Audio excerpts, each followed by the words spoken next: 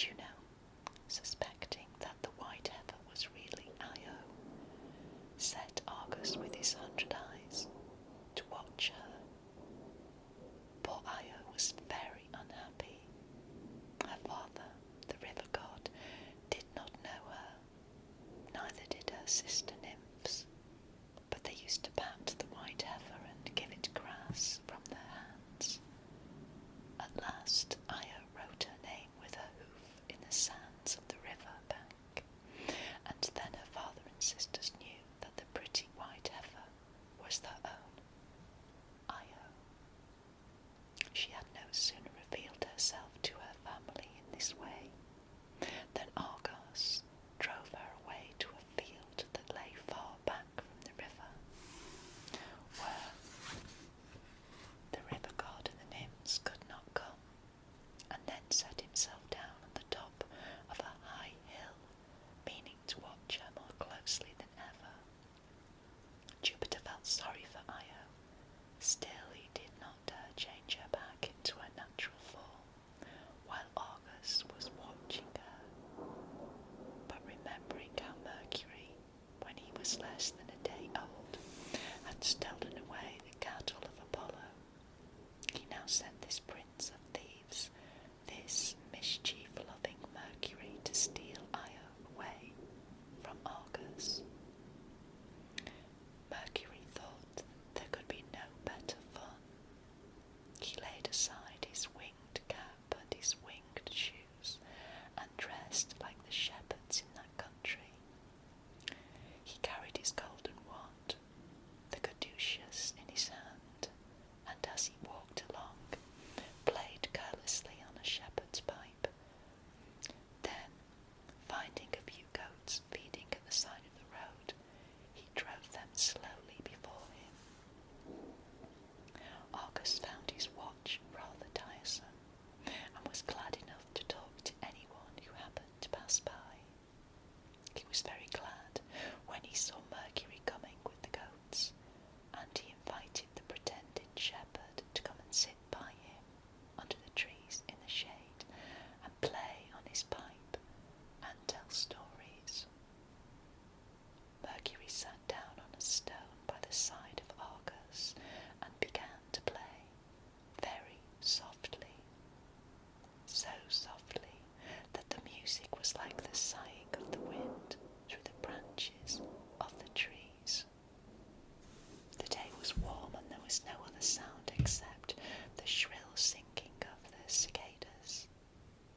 Two of Argus's eyes were closed. The others might have remained open if there had not been a drowsy magic in Mercury's piping.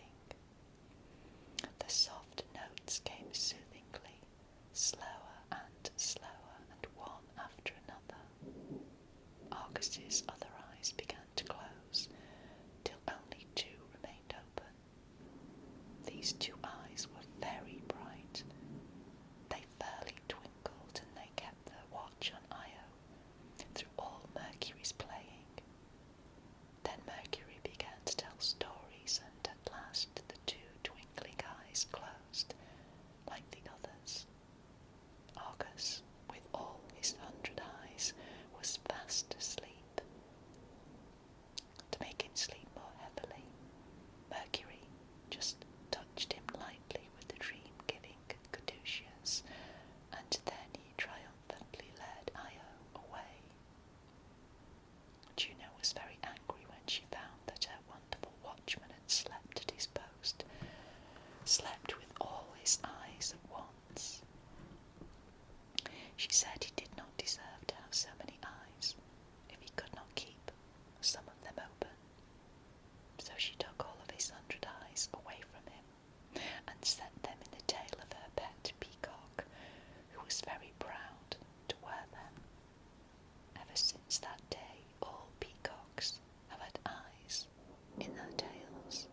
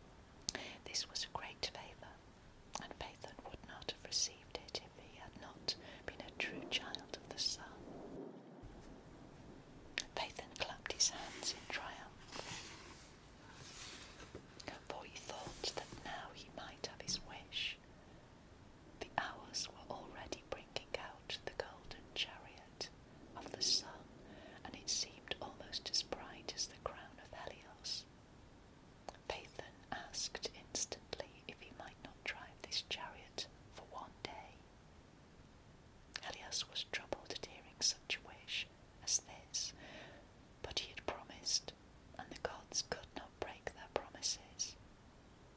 Accordingly, when the Hours brought out the horses and made everything ready, he was obliged to let Phaethon take the reins.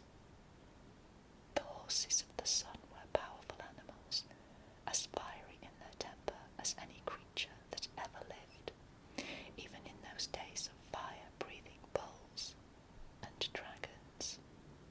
They seemed to be made of fire inside, and they reared and plunged and champed their bits in a way that would have thoroughly frightened most boys. But Phaethon, remembering that he was a child of the sun, gladly took his place in the chariot. The 4 horses started off as a gallop, and Phaethon was so light that the chariot was tossed back and forth as if it had been empty. The horses were frightened at once. They left the right path round the world and began to run wildly, swerving first one way and then another. Phaethon saw now, when it was too late, that he was too young to drive such horses. They grew more and more excited, and sparks of fire began to fly from their nostrils. The chariot, too, as it was carried faster and faster through space, began to grow brighter and hotter. As the horses and chariot came close to the earth, mountain tops took fire and began to smoke. They came closer yet. Rivers were dried up, and many, many miles of forest land and green meadows were scorched and became like a desert. Jupiter, looking down from Mount Olympus, saw that the world was in great danger. Then suddenly came a terrible clap of thunder, and Phaethon fell from the chariot down, straight down like a falling star, into the broad river Eridanus. And so poor Phaethon, though a true child of the sun, failed in trying to drive his father's fiery chariot.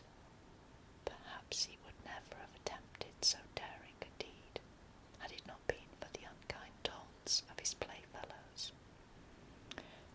There are some things which even the children of the sun cannot do. His sisters, the Pleiades, wept for him on the banks of the Eridanus, till at last they were changed into large trees, and their tears, continuing to fall into the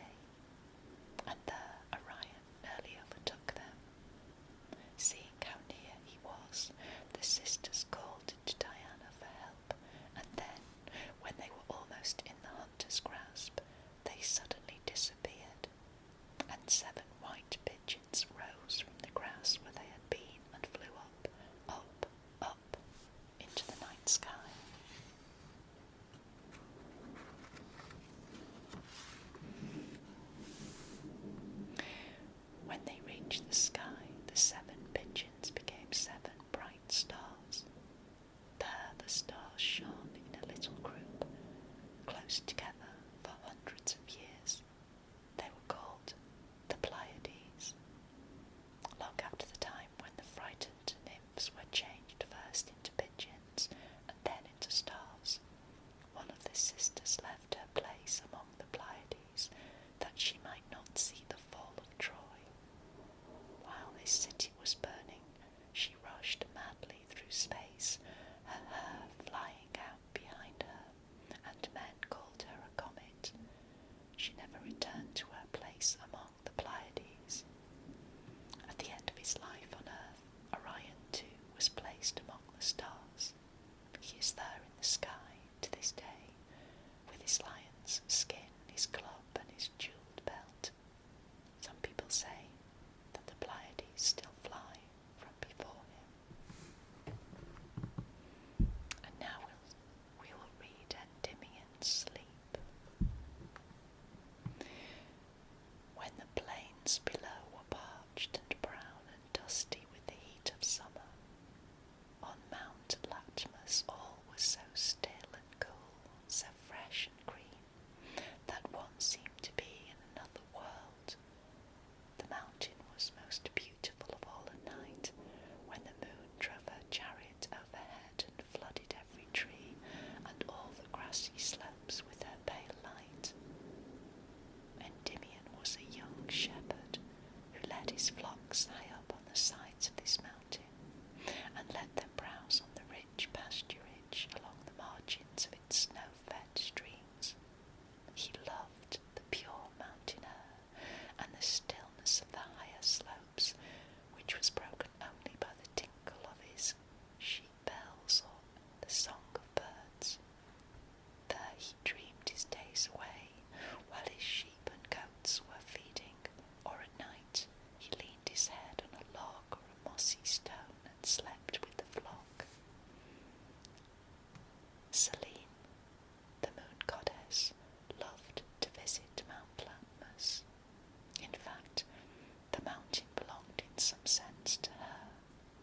It was her influence that made everything there so quiet and beautiful. One night, when she had stolen down from her place in the sky for a walk through one of the flowery meadows of Mount Latmus, she found Endymion there asleep. The shepherd looked as beautiful as any flower on the mountain, or as the swans which were floating in the lake, nearby with their heads tucked onto their wings. If it had not been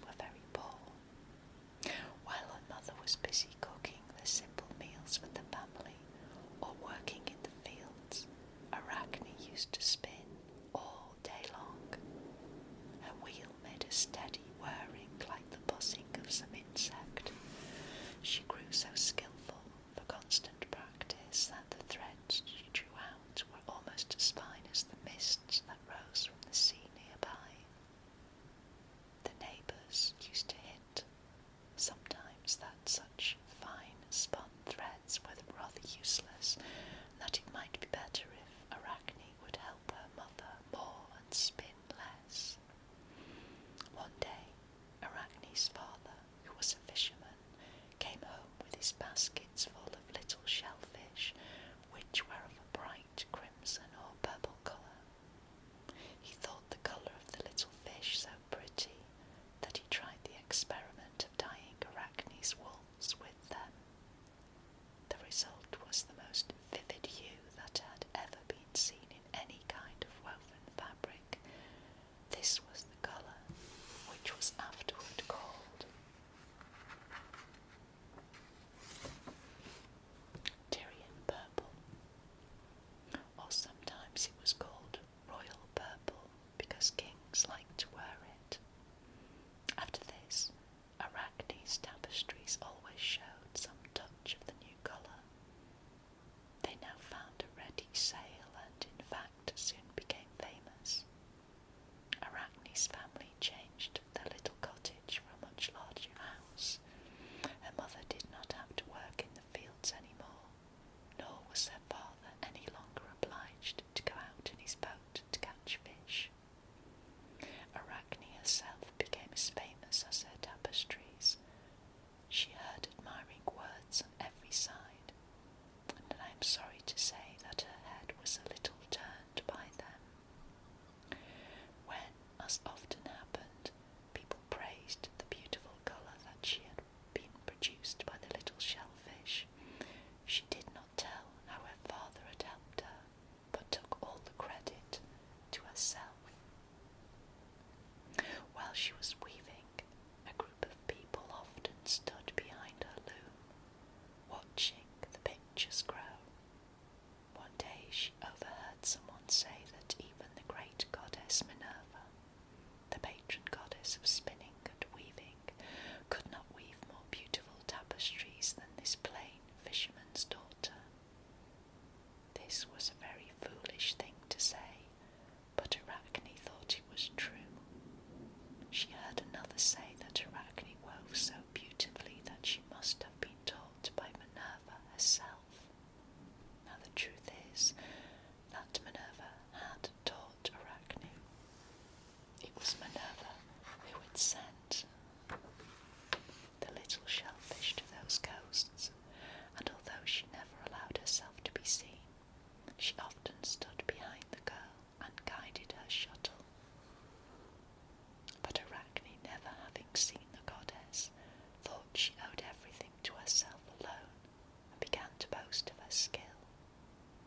One day she said, "It has been said that I could weave quite as well, if not better, than the goddess Minerva. I should like to have a weaving match with her, and then it would be seen which could do best." These wicked words had hardly left Arachne's mouth before she heard the sound of a crutch on the floor. Turning to look behind her, she saw a feeble old woman in a rusty grey cloak. The woman's eyes were as grey as her cloak and strangely bright and clear for one so old. She leaned heavily on her crutch, and when she spoke, her voice was cracked and weak. "I am many years older than you," she said. "Take my advice. Ask Minerva's